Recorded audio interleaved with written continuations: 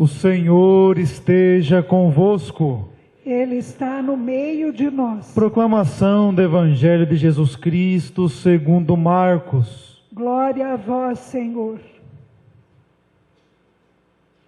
Naquele tempo, Jesus foi a Nazaré, sua terra, e seus discípulos o acompanharam. Quando chegou o sábado, começou a ensinar na sinagoga. Muitos que o escutavam ficavam admirados e diziam: de onde ele recebeu tudo isto? Como conseguiu tanta sabedoria e esses grandes milagres que são realizados por suas mãos? Este homem não é o carpinteiro, filho de Maria, irmão de Tiago, de José, de Judas e de Simão? Suas irmãs não moram aqui conosco? E ficaram escandalizados por causa dele.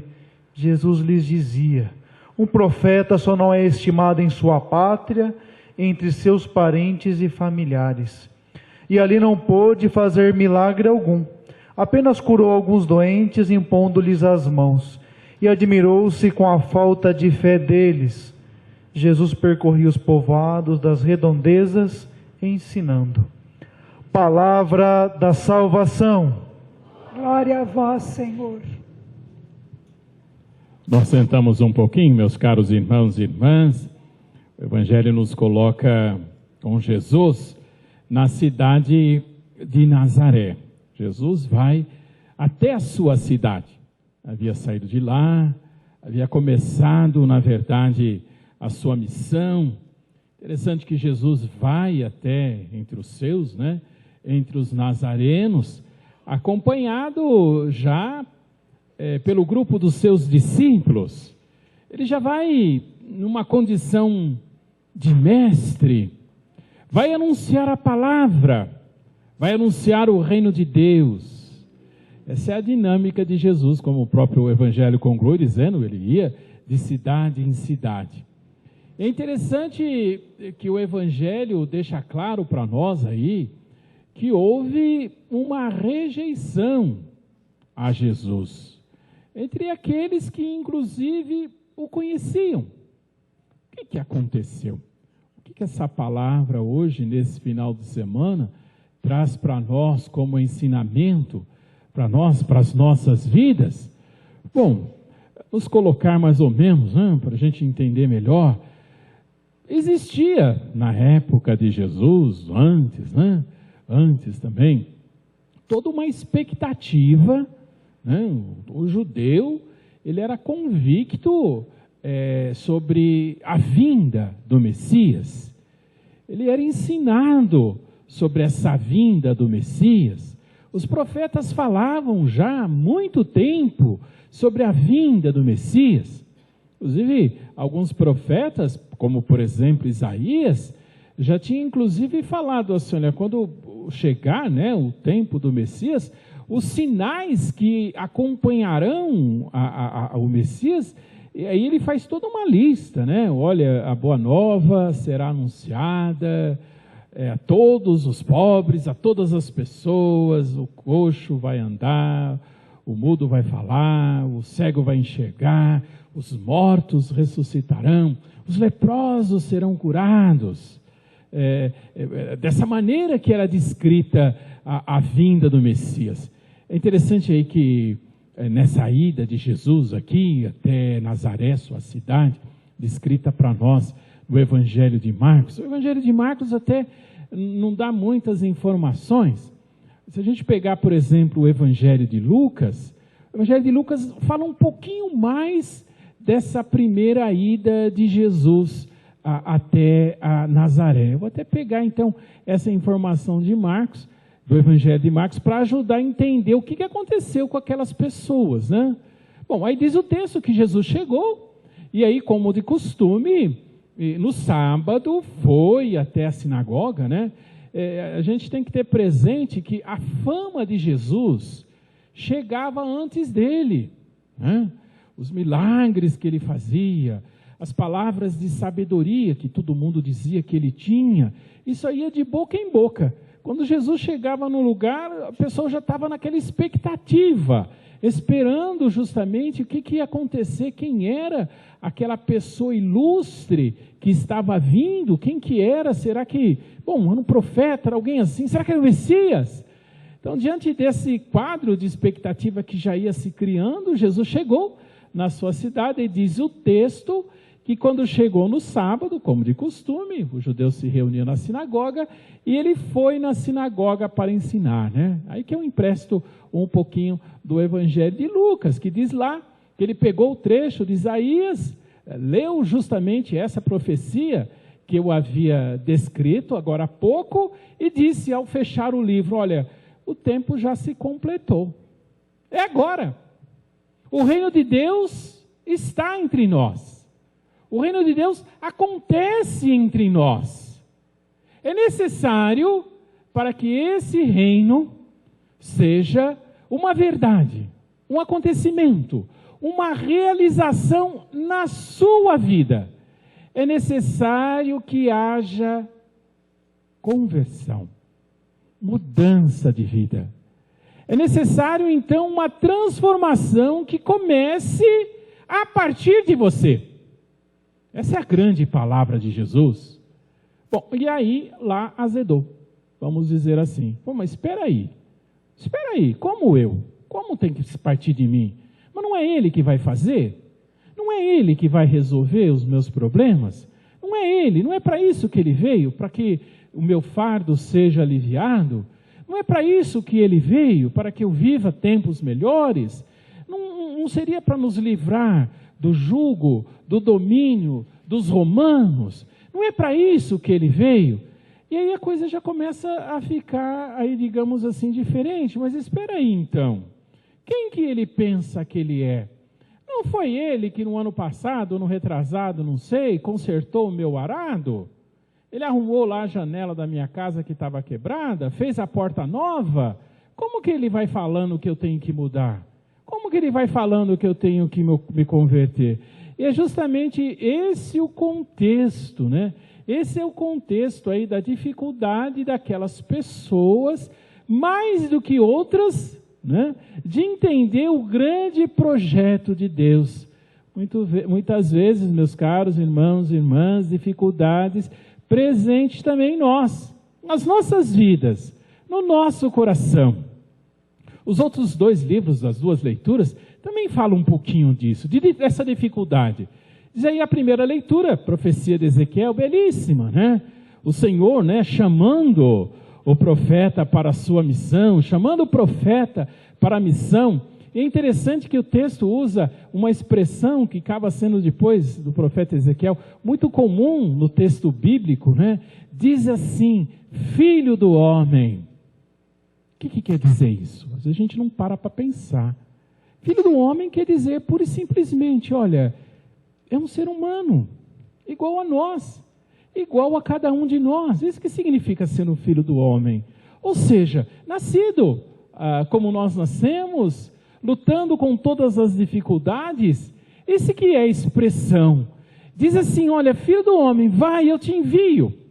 E isso que torna a missão, ou isso que torna, digamos assim, o que há de ser feito, isso que torna especial. Uma pessoa simples, comum, enviada por Deus, com uma missão específica. E Deus fala assim, olha, vai falar para esse povo, de cabeça dura, difícil de entender, você dizia assim, de coração fechado. Vai e anuncia justamente o reino. A grande missão do profeta, todo o tempo, principalmente o profeta na Bíblia, é justamente essa, anunciar o caminho de Deus. Olha, o caminho de Deus concretamente é esse. Para estar nesse caminho, é necessário esta postura, é necessário essa decisão, esse empenho. Esse é o papel do profeta, mostrar justamente o que é estar em Deus, caminhar com Deus. E ao mesmo tempo que o profeta denuncia tudo aquilo que não é de Deus. Olha, existe um equívoco aqui na sua vida, Existe um erro nesse seu encaminhamento. Existe um erro nessa sua decisão. O profeta fala individualmente, ele fala para toda a comunidade, ele fala para todo Israel, sempre justamente buscando exortar no caminho de Deus. E Deus diz assim para o profeta: vai e fala, exorta. As pessoas podem até não te escutar. E como muitas vezes, é por isso que ele chama ali de cabeça dura, né? Muitas vezes não escutam. Muitas vezes preferem acreditar em tantas outras coisas que podem ser mais cômodas. Pode trazer, digamos assim, tranquilidade. Pode não instigar a um questionamento que te leve a repensar as suas atitudes. De fato, trilhar o caminho de Deus, muitas vezes, meus caros irmãos e irmãs, ao nos pedir de nós um posicionamento claro, é um caminho que pode muitas vezes trazer um desconforto, um incômodo, e às vezes é muito mais cômodo fazer que não é com a gente. Mas que todos saibam, diz o próprio Deus, que entre nós, eles tiveram um profeta. Tiveram alguém a mostrar o caminho. Cabe aí justamente cada um de nós a se posicionar diante desse anúncio, desse caminho que nos era anunciado. Paulo também dá um testemunho bonito. Ele fala de um espinho na carne.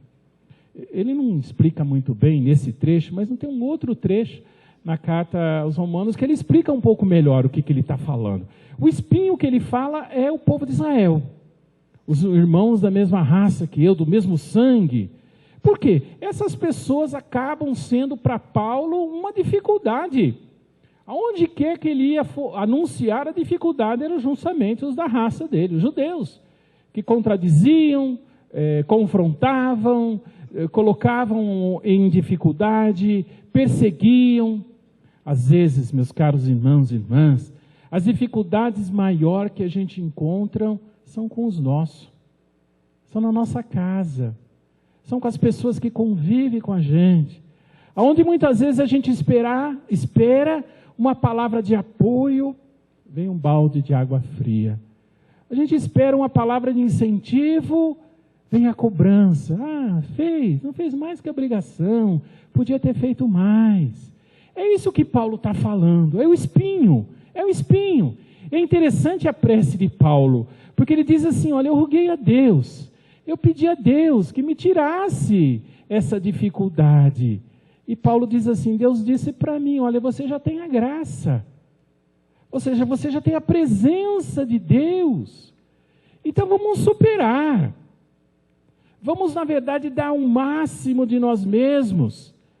A gente tem que ter presente, meus caros irmãos e irmãs, em muitas situações de dificuldade, em muitas situações que somos desafiados, a gente não tem como mudar outra pessoa.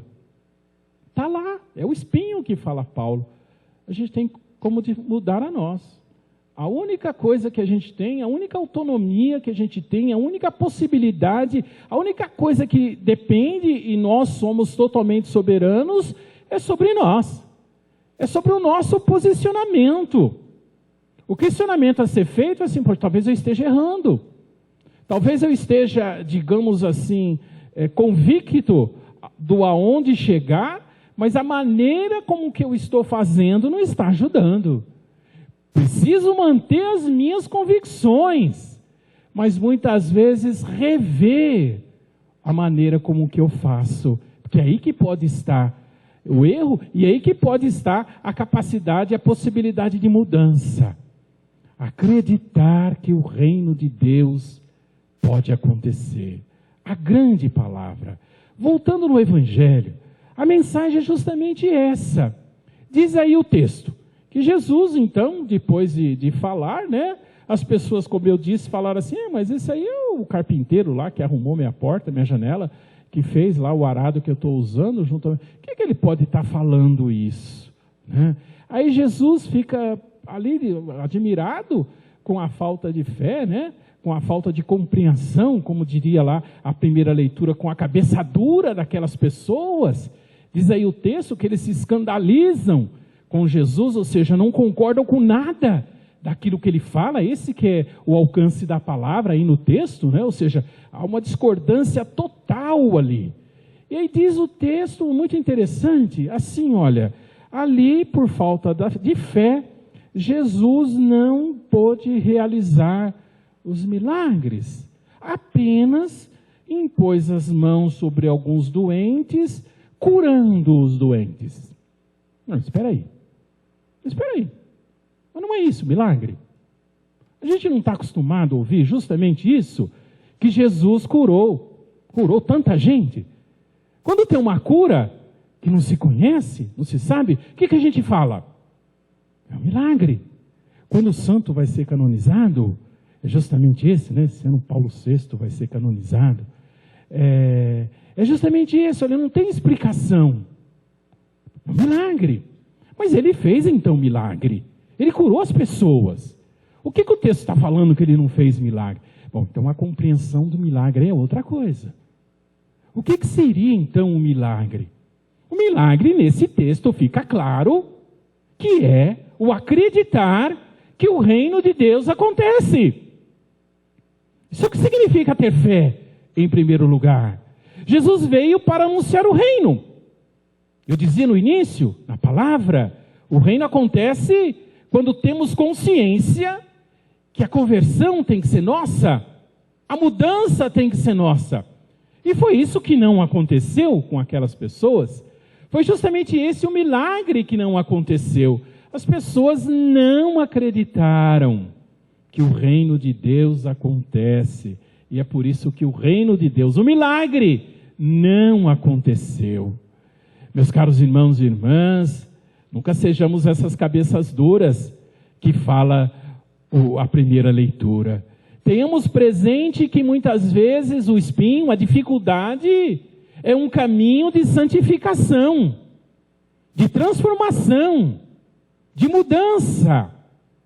E que principalmente, meus caros irmãos e irmãs, o reino de Deus na nossa vida, ele acontece, ele se estabelece, ele se torna concreto, quando, a partir de nós mesmos, tivermos uma postura de deixar a palavra transformar a nossa vida. Nós continuamos a missa no nosso folheto, rezando juntos.